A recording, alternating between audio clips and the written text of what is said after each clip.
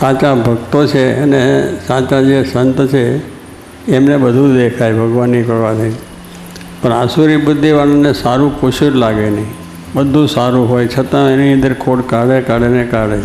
આસુરી બુદ્ધિ છે. કોઈ પણ સારામાં સારું કાર્ય થયું હોય તો એની ભૂલ ક્યાંથી કાઢવી, કેવી રીતે કાઢવી એ આ જગતના જીવોની આ વૃત્તિ છે.